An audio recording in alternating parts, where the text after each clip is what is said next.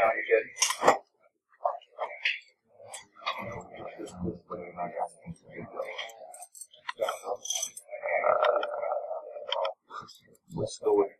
We're good.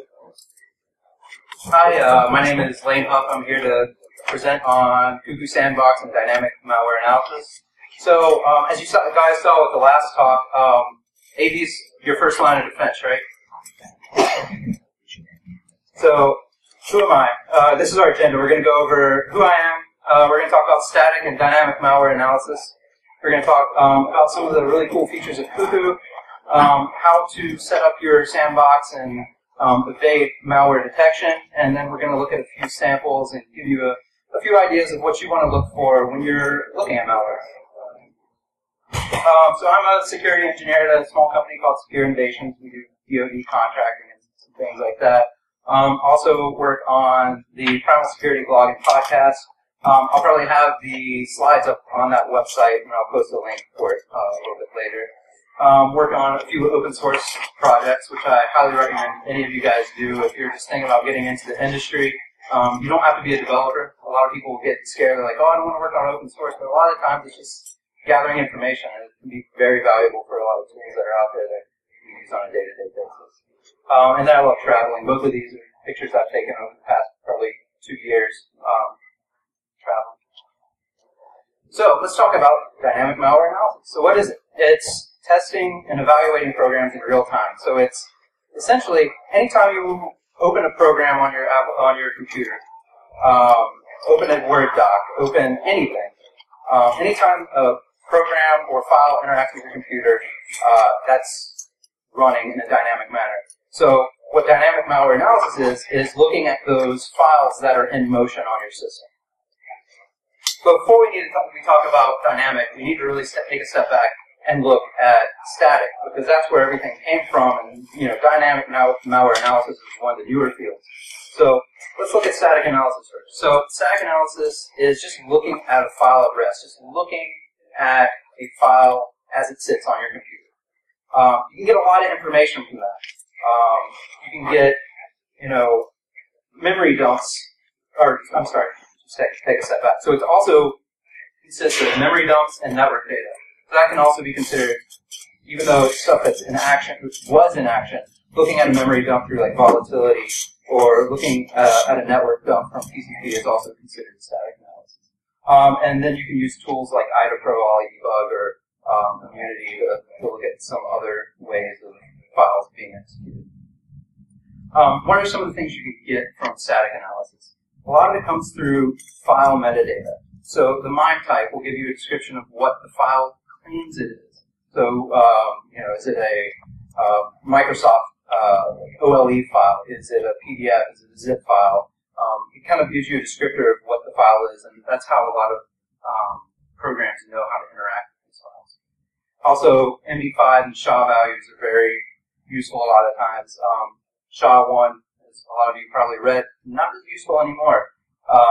But that's also can be useful for our analysis. If you got two files that are the same thing and they run on a system differently, which we'll get into in a little bit later, it might be an indicator that something's going on with that file. You can also get file version, company names, application names, a whole bunch of stuff from static analysis. Here's an example of a file that I looked at once. This is just the metadata from it. None of that stuff to me really looks legible. I don't know about you guys. That's some foreign language I'm just not aware of. But T72T6BI is not a file name that I would want to run on my computer. Static analysis also is signing certificates. Is the file signed? A lot of executables are going to be signed.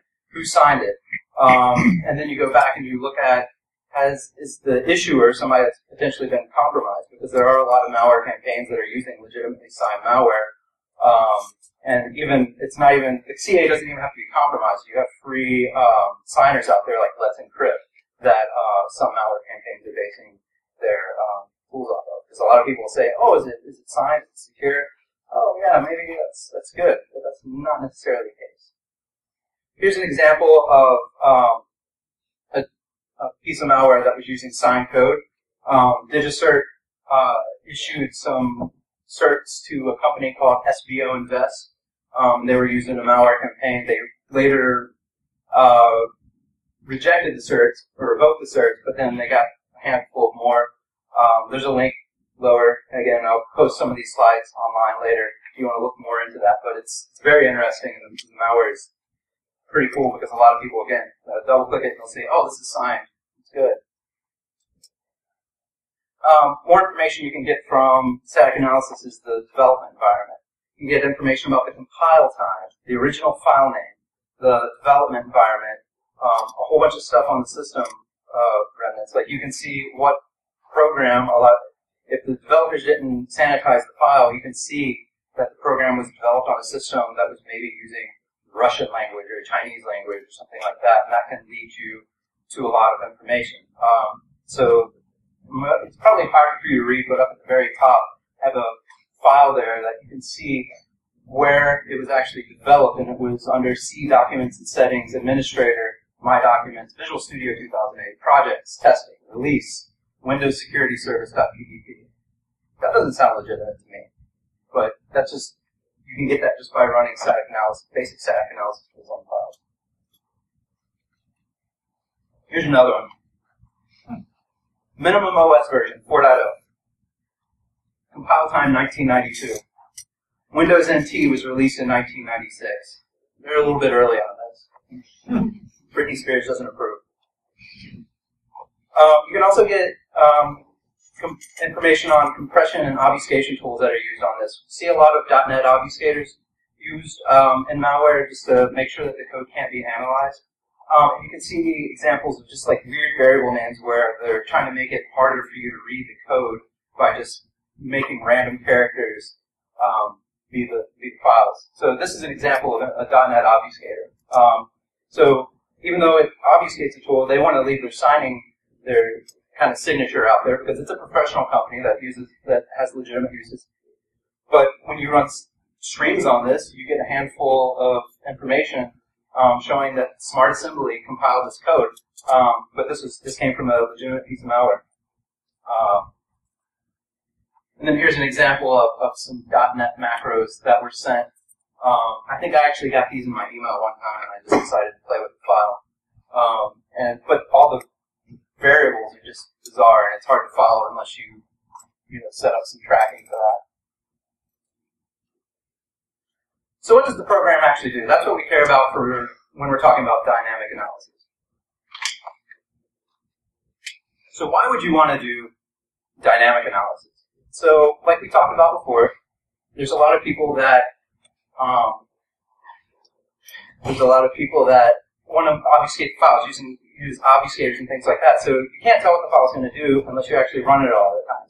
And malware authors don't want their files to be easily analyzed, because if you can easily analyze it, you can easily write signatures, heuristic data, or anything like that that will allow your systems to be protected against it. And a lot of these guys want to make it as difficult to catch them during their malware campaign as possible. So, you got some options when you're talking about doing dynamic analysis. So you can run it on your own system. How many of you here, by show of hands, you want to look at malware, and the first thing you do is you just download it to your desktop and double click on it? I don't see any hands up there. Some people might. I don't know. Maybe I'm in the wrong audience for that.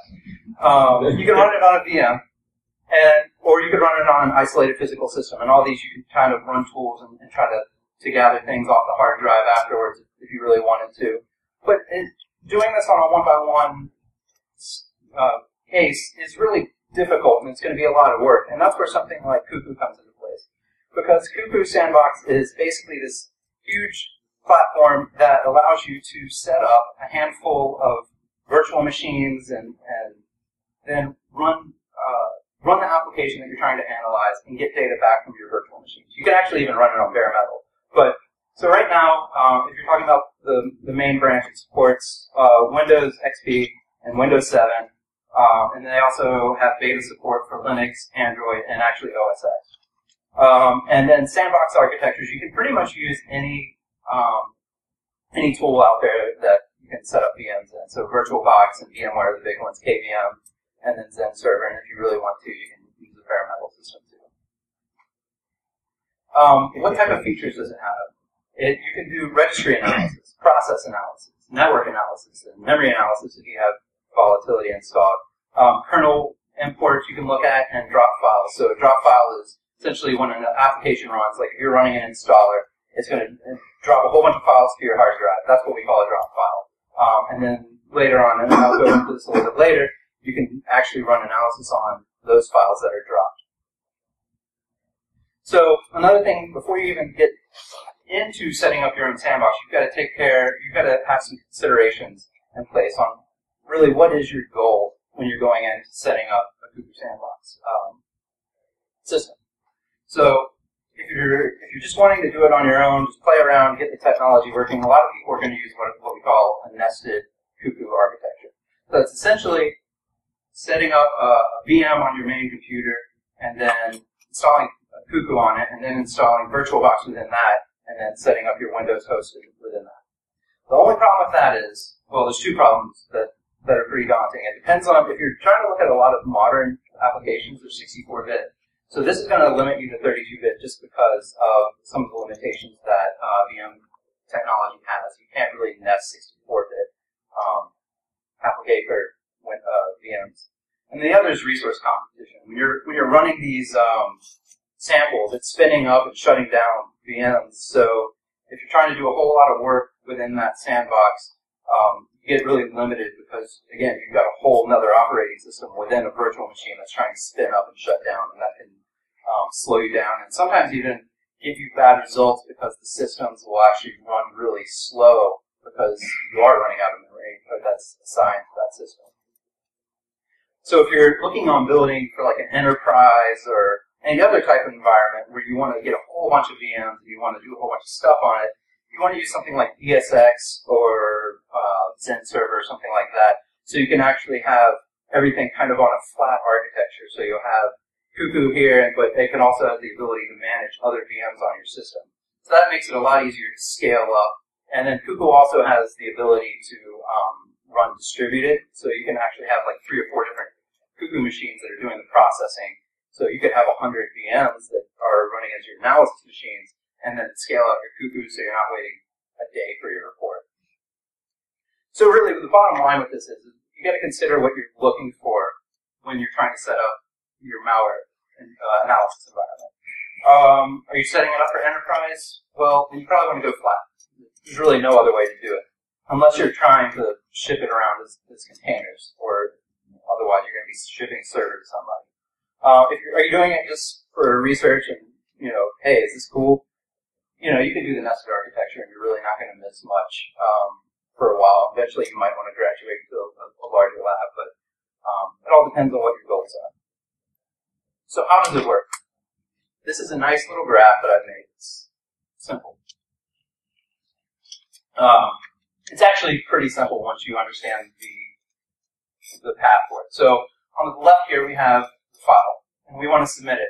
Cuckoo has 3 ways to take files. One is through a web GUI that they provide for you. They also have a REST API that you can utilize. And then they have a local submission tool that you can submit directly to the system as well.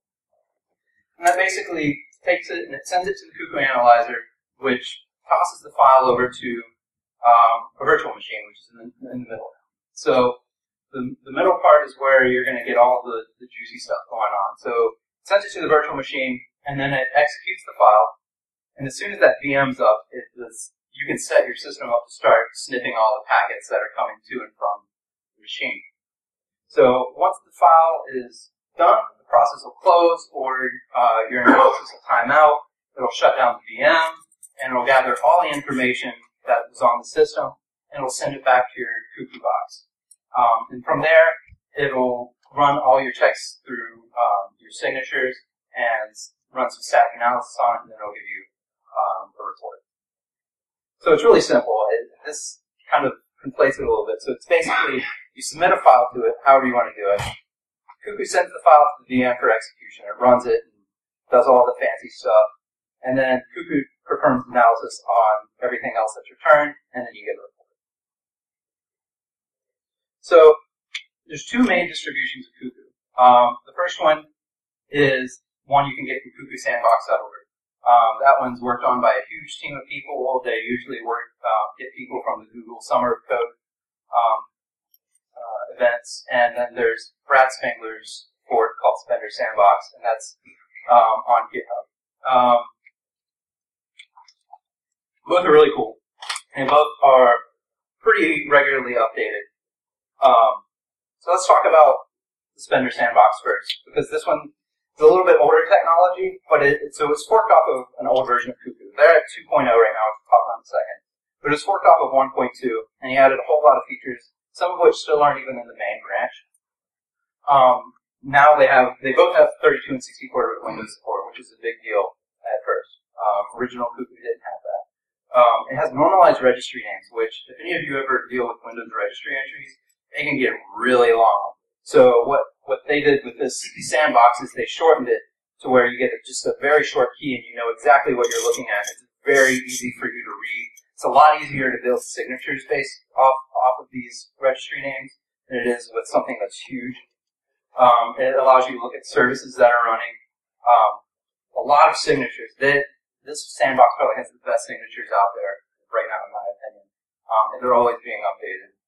And it also has a commenting center on it. So if you submit a piece of software to it, you can go and you can make comments. And if other people are using your sandbox, or if you just need to go back to it later, you can always go back and view those signatures. And then the Spender Sandbox is really good compared to the regular version of Cuckoo to evading evading malware authors that are trying to check if they're being analyzed. And that's just out of the box. A lot of that comes into your VM, which we'll talk about in a little bit. But it does some things that randomize the process that Cuckoo's actually running in, so that it's harder for them to detect it based off the page.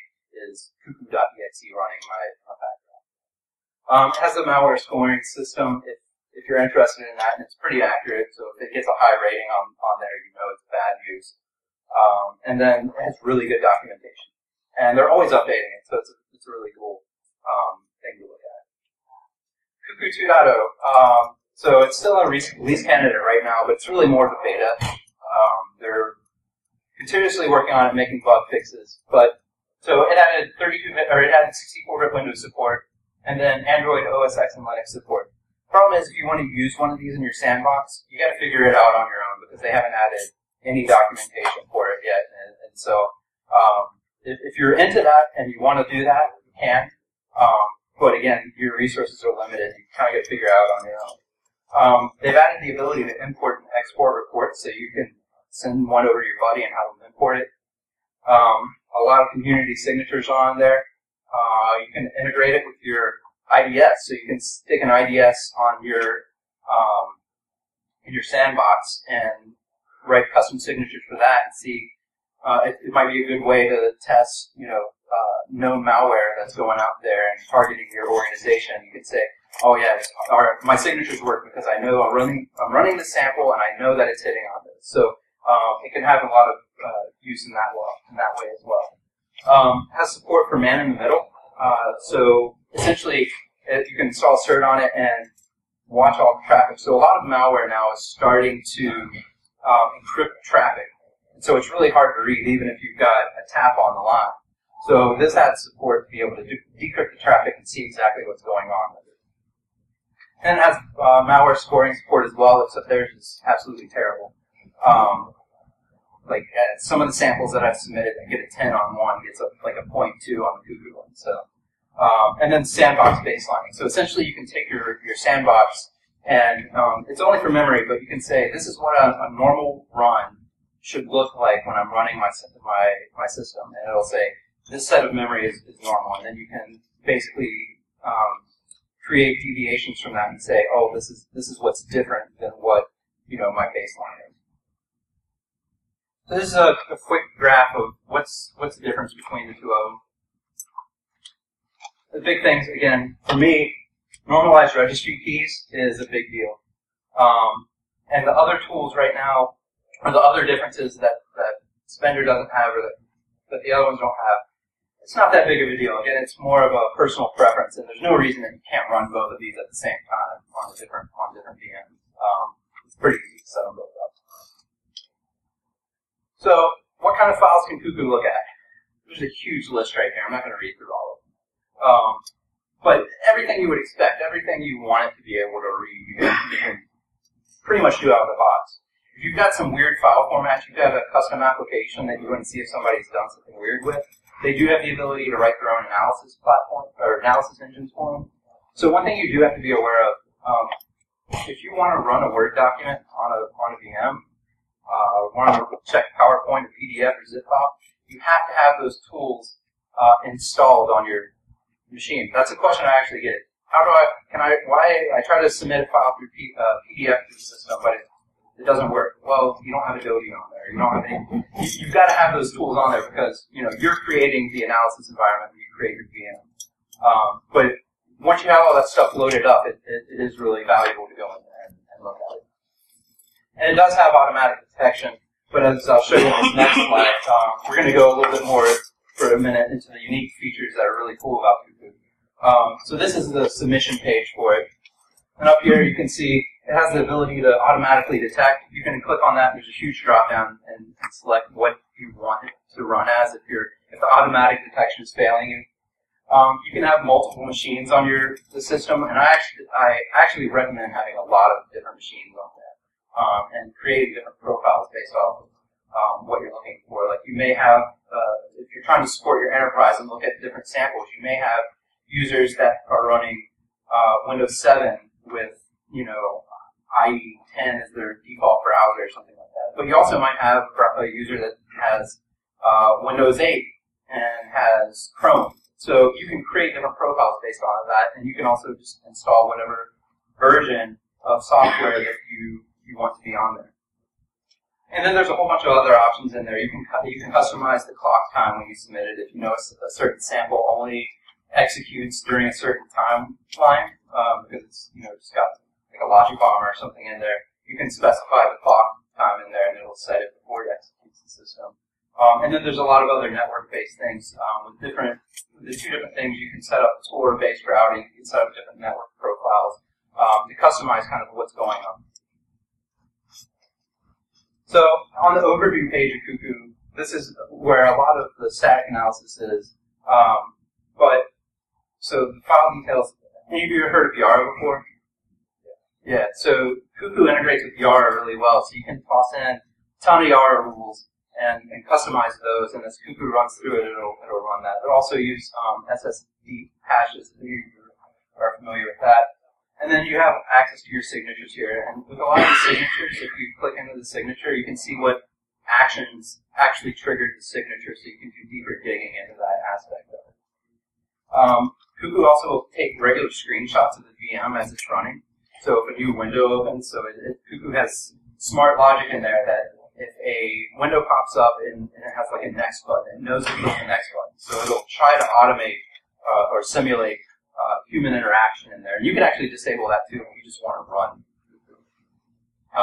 You can see different, very basic information about network traffic right here, what IPs or URLs the system tried to reach out to. There's other pages that are better for that, but this is a quick look and be like, oh, I need to go look at the network traffic on this.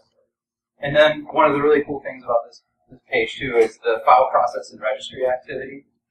So you can see all the files that were either read, deleted, or modified in here. Same with all the other registry and process information. So this can give you a lot of information on what is the file actually trying to do, what is the file accessing, what imports is it trying to run. So the static analysis page, this one has a ton of information, and this is really just, with all these pages, I'm just kind of giving you the highlights of what's in there. The more you dig into it, the more deep it is, but I'm trying to not stay here for 3 hours with you guys.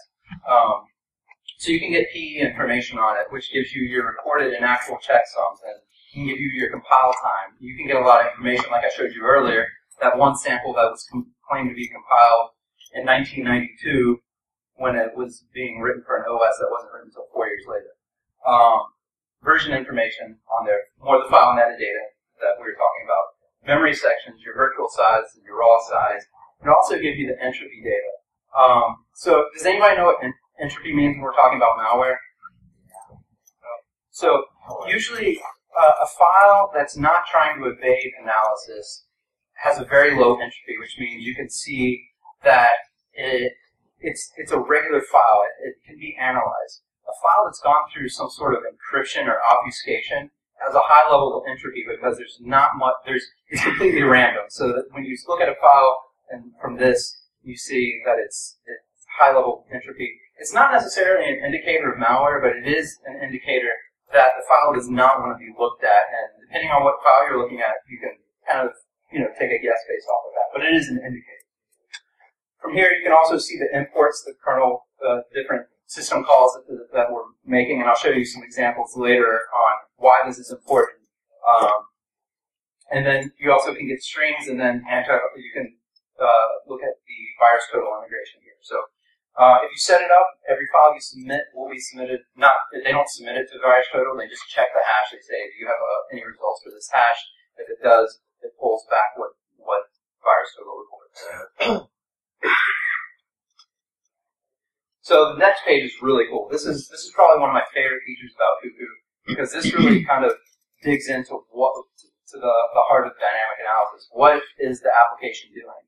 So with this one, it gives you a full application tree or process tree of the application. So up here, this is the file that's submitted. It's temp skgfls.exe. You can see that it directly spawned an Explorer.exe, and then some other stuff was executed along as well. Normally, depending on the file, if I'm just running like Notepad.exe, you would just see Notepad.exe. Now, if you submit like a PDF or an installer, you might see a pretty deep tree here saying it's trying to run a EULA. It might be trying to open up a web browser for you to like verify your key or something like that. So it can be deep and give you good information, but that doesn't necessarily mean it's malware. But you can see in here if you're expecting things to go in there. And on this bottom part too, you can click in and see the actual activities that are going on with the software. So the next part is the network analysis page. It breaks down traffic based on different types of protocols that it's using. So is it DNS traffic? Is it TCP? Is it UDP? HTTP, SMTP, IRC, ICMP. You can write custom modules to look at this as well. And what's really cool is that I mentioned earlier the man in the middle. So if you have all that stuff installed, or if it's just sending stuff in the clear, you can just click on that and see what each individual packet is transferring and where it's transferring it to. So you can see that visually, and it's really neat to look at. You can also download a PCAP, and you can do a post-analysis lookup on this, so you can like send it out and see if this traffic or the web address. Because one of the features of VirusTotal too is you can look up an IP or a URL on VirusTotal and see if it's known associated with known command and control domains or anything like that. So the next page is the drop files page. So this is what I was mentioning earlier. If you run a file and it creates files, either log files or if you're installing files and dropping them to the hard drive, this is where that'll show up. So if you're expecting files to be here, there could be a ton of files here. Otherwise, it might be pretty empty. So you can pull some basic information on static analysis. It doesn't run a full workload on it. You can search so if you see the file in here, you can actually click the link and it'll check it on VirusTotal for you. Or you can download the file for submission. With Cuckoo 2.0, you can just automatically do a rescan. So if you have this file right here, you say, man, that looks suspicious, I want to look at it right now, you can just click rescan and it'll automatically submit it through your Sandbox. And then there's some other pages. I'm not going to go in too deep. Cuckoo can give you a ton of different type of report types. JSON formatted reports, HTML. There's a more basic version of HTML, PDF, and again, a handful of different types of things. Your notes for Spender Sandbox, and then there's statistics on your modules, on your signatures. So if you get into writing signatures, one of the things you might run into is, why is my signature taking an hour to run? That generally should only take like a second at most. You can see that that's going on in here and you can kind of troubleshoot it. And then you can get the basic information on the database files and things like that if you need to. So let's change gears here. So malware authors know that once their samples get out there, they're going to start being looked at. They, incident response guys want to get in there, the reverse engineers want to get in there and start writing signatures for it. So they do a lot of stuff to try to stop you from looking at their tools because, they want to have a successful campaign, whether it be a ransomware or what have you, trying to get into a certain organization. They want to avoid that analysis. So, if you're a malware author, there's a handful of things that you can look for on a system to try to avoid detection. Process names. Like I was talking about earlier, if I'm just running Cuckoo.exe in there, quick check and just, hey, is Cuckoo.exe running? Is Wireshark.exe running? I can just, as a malware author, if I see those, I can just shut down the file. Same with registry entries. A big common thing we find a lot is if you have VirtualBox tools installed or the VMware tools or anything like that, a lot of times they'll just shut down. They're like, I don't want to run in VM. I know what you're probably trying to do. Same with device names. All of these VM orchestration tools have default device names that they use, and it's very easy for somebody just to say, query the system, and then see, oh, this is the result that I'm getting back, and then shut down.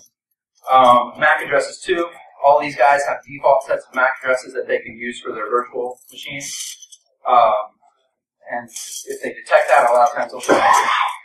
And then default system settings. Well, we'll get into this a little bit later, but default system settings. If I just set up a VM and hook Cuckoo into it and then hit go, it doesn't really have a lived-in feel, right?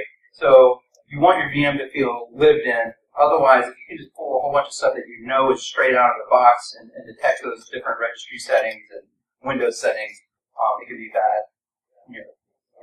IP addresses, again, you don't see this very often, but you do see a lot of times them checking your IP address and seeing if it can actually get out to the internet properly. If it can't, then hey, I don't know if I want to do this on a standalone system, and I'll just shut down.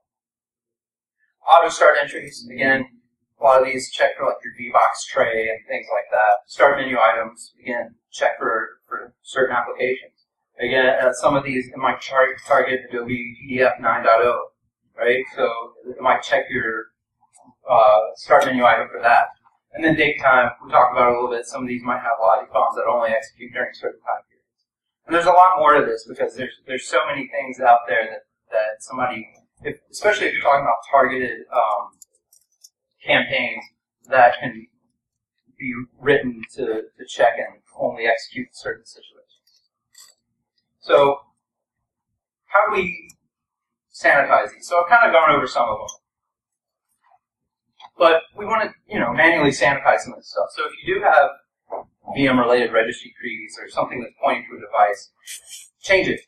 That's a quick one right there. Same with your MAC addresses. Change it to your, like a known physical Netgear NIC address or something like that. Don't install VMware Tools VirtualBox Edition. It's not worth the performance increase because it's so easy to detect your system if you're doing that. Make your system look used. So in addition to, wanting to install Adobe and other things like that, if you want to run PDFs, install some other applications. Navigate to a few websites in your web browser. Just make it look like it's been used for a little bit. And then maybe even have multiple users on the system. Just be aware if you do some of this stuff, if you install applications or use the browser, a lot of malware will gather information on it. So if you see, like, somebody's grabbed your history.dat and you see, like, all these websites, you have to be mindful of, did I actually try to navigate to these websites when I was making the system used or not? Same with installing different applications. A lot of these applications that you may install may have something resonant in your system. So if you want to use a system that's been customized like that, it's fine, but you need to know what your baseline is, essentially. So if you see like some weird registry key being accessed, but it's by an application that you've installed, you don't want to go on a hunt for something that was a waste of your time. Also, more than one CPU nobody in the past 10 or 15 years has had one CPU on a system. So don't put one on your VM. And then more than 2 gigs of RAM is a good indicator, because again, a lot of these guys will say, hey, it's a system with one CPU and a gig of RAM. Yeah, these guys are trying to look at me. So if all that stuff sounds really painful and you don't want to do it, there's a tool called VM Cloak. This is a tool that I've helped contribute a little bit of work to on the open source part of things.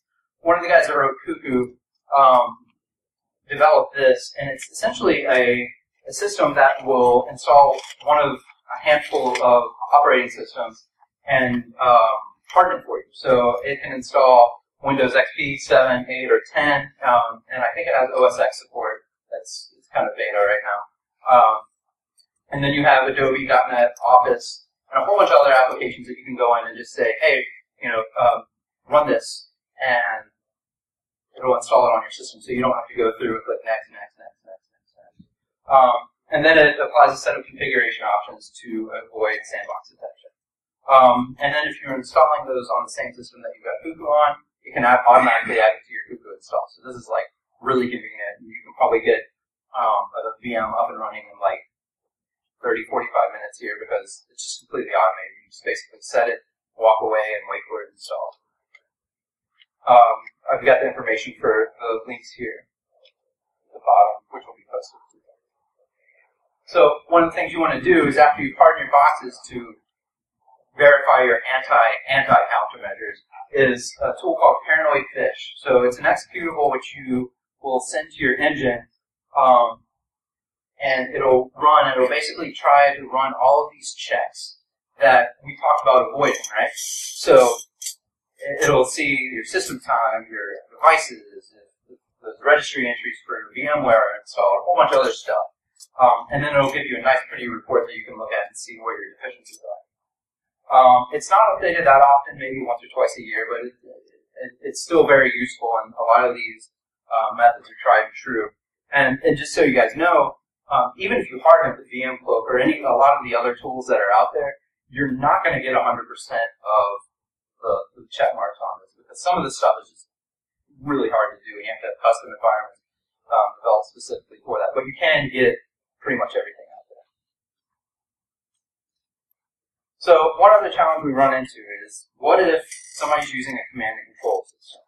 So there's a few different things here. So if it's a malware campaign, like a ransomware or something like that, they may not have their command and control server up for more than a month. So if you've got a sample, you want it to reach out there, but it's not even there anymore. And the second question is, do you actually want it reaching out there? Some people don't care if it reaches out. Some people do. I prefer to run everything I have in an enclave environment, so I don't have to worry about doing some CD stuff, joining some DDoS botnet. There's a cool tool out there called INetSim. It emulates a ton of protocols. I'm not going to read them all because there's a lot, and you can actually customize protocols. You can customize the ports on them, the responses, and everything like that. So if you know a certain string is being sent to the report or to command and control server, and it needs to respond back with another certain string, you can actually customize that within INetSim. And then as a bonus, you can catch all the logs and see what's going on. So if you're really trying to reverse engineer something from a networking perspective to see what's happening, you can get a lot of data out of this. And it's completely free, and it's really cool, really flexible tool. So one last note on VMs. Malware behaves differently in different environments. Some, if it just detects that you're running the wrong browser version, it won't execute.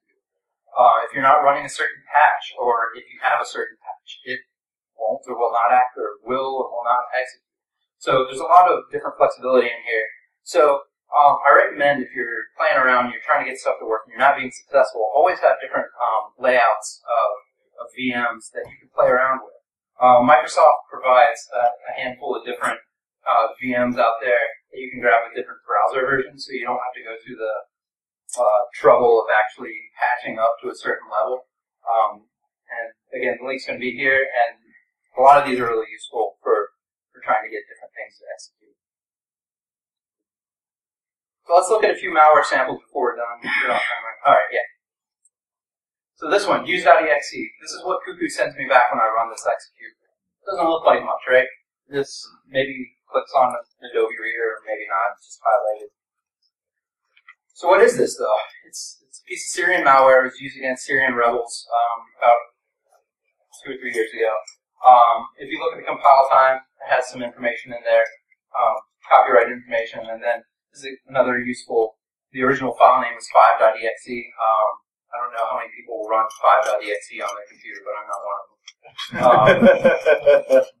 But it does have some things that may make different socks or something like that kind of ignore the behavior initially, especially if this is a targeted campaign, comes out and it's only active for like a few weeks. So it makes a DNS call to a site called Aliyah Muhammad, or I can't pronounce it, .zapdo.org. So zapdo.org is a dynamic DNS webpage, and the name that I read there is like a famous Syrian actress or singer or something like that. So somebody looking at a sock might see that call and be like, oh, they're looking at a fan site, right? Multiple register. One of the other things we see on there a lot is multiple startup registry keys being created. And then we see, and this is what I was talking about before, seeing the imports, that's really useful. User32.dll.getAsync keystate. This is like the one thing we always see. If you ever see this when you're analyzing something that might be suspicious, you know for a fact that this is a keylogger. So this is the execution tree. So this is one of the ones I really like looking at. So you start off here, you run this file called use.exe, which spawns another process, which then spawns chrome.exe. I didn't have Chrome installed on this browser, or on this system, by the way. And you see chrome.exe spawn netsh. And if you look all the way down there, the chrome.exe is actually in my temp directory. And anybody know what netsh does? Yeah, it adds this Chrome executable to the firewall. So why would it do that, right? Well, what's it doing? And then it does some other things down here that's basically fingerprinting the system. So that's bad news. These are the signatures that pop off of it. Keep in mind, that first screenshot I saw, that's the only screenshot you get. It does not pop up any windows, but it does all this stuff in the background. It's a lot. So the next one I want to look at is Banker Trojan. This one's actually fairly new. It doesn't do much when you just execute it. It does some fingerprinting on the kernel 32, and then it shuts down immediately. So one thing you do see when you're looking at this is it tries to read two registry keys, Enigma Protector and Enigma Developer. So I had never heard of this before, and so I went digging on the internet shortly after I found this. And so what I found is a lot of people that are in, I guess that play Battlefield and Counter-Strike use these hacks, and they have something called Enigma Protector, which they wrap the executable in to avoid, I guess, Steam from analyzing their cracks. So that's what was used here, I think. So if you look at so I did some more digging, found the developer's website, and it specifically says it protects the executable from hacking, analysis, modification, and disassembly. It uses some weird virtual CPU stuff within the executable that makes it practically impossible to analyze. Skywalker's not happy. So when you have something like this, you know, are you going to spend a lot of time trying to analyze this, customize your VM, and spend probably days or weeks? No. Unless it's your job. If you're a reverse engineer, you might want to do that. But if you're just looking at it on your own, I wouldn't do it unless I'm getting paid for it, and then I'll do it all day. But one of the things you can see, even though it doesn't do anything, the file masquerade is a Windows mobility executable. And Microsoft puts a lot of information on the internet on the exact file size and hashes of some of these files. So you can very easily go back and look at that information, compare it to just open source intelligence, and see this is probably not a legitimate file you want to run. So the next file we want to look at really quick is the Chimera ransomware. It spiders a whole bunch of files, and then it deletes a bunch of files. But for every file it deletes, it creates you a file with a .crypt extension, and it gives you a file called your files are encrypted.html. Thanks. Nice. Encryption's good, right? So it makes a handful of static IP calls. This is reportedly to send out the information to the key so that the actors can get that information and allow you to pay your hard-earned money to get them to decrypt your files. It also does something it reaches out to like who am I or what's my IP address.com to fingerprint your system. And then one of the things you see with a lot of the newer ransomware is they all use built-in Windows functions to encrypt everything. So they don't even need to pull in a lot of extraneous tools to encrypt everything. Windows provides the perfect malware environment for your system. Petya ransomware.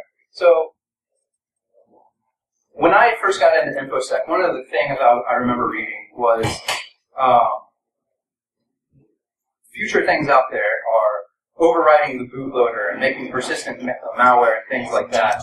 And this one really takes that to another level because this is a new brand of ransomware that's really, I say really cool, but it's also really terrifying. So it modifies your physical drive 0, which is your bootloader, and it makes similar crypto calls to Chimera. It also invokes a DLL called ntdll.dll.nt-raise-hard-error, specifically with response option 6. So if you look into this, you can see exactly on Microsoft's site what that does. It crashes the system, reboots the system. So it modifies the bootloader and crashes the system, which forces it to reload the bootloader and creates a custom kernel which encrypts all your data on startup. It's really interesting. Cuckoo 2.0 has beta support for reboot survival. I haven't tried it in there yet, but it could potentially be a cool thing to look at. More information on Petya. So that, again, this is just the beginning. This is very high level. I'm just trying to give you ideas of things to look at. But there's so much more out there to learn. Some useful resources I suggest looking at are the Malware Analysis Cookbook, Practical Malware Analysis, and Art of Memory Forensics, which is written by the Volatility team, which does the malware or the memory analysis for Cuckoo. Physical Drive 0 on Twitter posts a lot of cool samples and cool articles about malware. I also post some really cool stuff sometimes, sometimes not so much. Reddit, R Malware, and R NetSec are really good. PrimalSecurity.net is where we do our blog and podcast, and I'll be posting these slides up there. And then there's a few other websites that you can check out. Anti-VM detection is a newer tool that allows you to target your system similar to VM. Questions? So, two things actually. So, thank you very much for the presentation. That's a wonderful comment. First, well, running the Cuckoo Sandbox, they have a default resolution of 110/24/760. But that's really weird because no user actually uses that resolution anymore. So you can customize the resolution in the Sandbox. Yep. The second one is I want to interact with the malware while it's running because it's actually a virtual machine is running. I would like to interact, but unfortunately, Cuckoo is booking every single Windows API and it doesn't allow me to interact with the malware. So there's an option if you submit it to the web GUI. I don't know if there's an API call, but you can disable human interaction, and as long as you're on the same box where you can pull up a console of the system, you should be able to interact as you want. I've done that a few times. Without any interruption. Correct. I had a question about the setup. One, are there any, has anybody already rolled like an AWS AMI that'll launch a Cuckoo environment? Not that I'm aware of. I know people were working on it, but I don't think it's out and running yet. For its kind of worker VMs, does it require VirtualBox now? Like, no. Or could you have like an Amazon launch an Amazon image? So I'm not aware that if they actually have an Amazon service for it, but I imagine they're working on it if it's not out there. That's the one thing I haven't seen. I haven't seen AWS or Azure or anything like that. All right, well, my time's up. Oh, sorry. So sometimes malware will just kind of install and then sit there for a while and not do anything for maybe a month or two. Can you speed up the clock and tell how long you want it to run before it will say, I'm done? So you can set a timeout. You can also, if it detects that the system is actually set on a delay, you can shut that down and try to speed it up. It has a few methods to try to do that, but it's not always foolproof. Slides are going to be on the Primal Security blog? Yes. If you guys have any other questions, feel free to reach out to me. I'll be outside. But thank you for coming and